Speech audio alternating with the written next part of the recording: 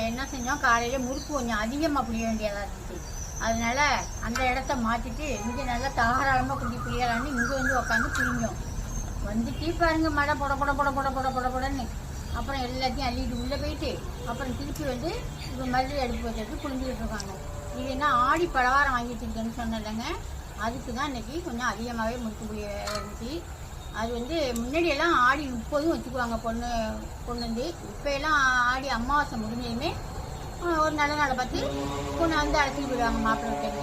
அது ஆடி பலவாரம் கொடுக்காதாங்க. சீப்பு முறுக்கு செஞ்சுட்டு 2வது முறுக்கு செஞ்சுருக்கேன். அதிர்சமும் கேட்டுருக்காங்க. அதிர்சம் இப்போ காலை டிஃபன் நம்ம வீட்டில் என்னென்னு பார்த்தீங்கன்னா சூரிய வம்சம் உப்புமா. நைட்டு சுட்ட இட்லி மிஞ்சி போச்சு, அதை உப்புமா செஞ்சு சாப்பிட்டுட்டு அப்புறமா தாங்க அதிர்சம் கட்டணும். அவ்வளோதான் இன்னைக்கு காலை வேலை. மழை காலையிலேருந்து பொட்டு பொட்டு பொட்டு பொட்டு தூங்கிட்டே இருக்குது எங்கள் ஊர்லாம். உங்கள் ஊர்லாம் மழை பெய்யுதா என்னென்னு கமெண்டில் சொல்லுங்கள்.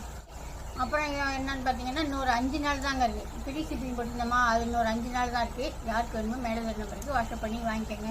அப்புறம் காம்போ ஆஃபர் வாங்கணும். நீங்கள்லாம் மதுரை மிளகாத்தூள் அதை வாங்கி சாப்பிட்டு பார்த்துட்டு வாங்குறாங்க போல இருக்குது. இப்போ நிறையாவே மிளகாத்தூள் மாட்டிக்கிட்டு நம்மள்கிட்ட போயிட்டு. பாய்.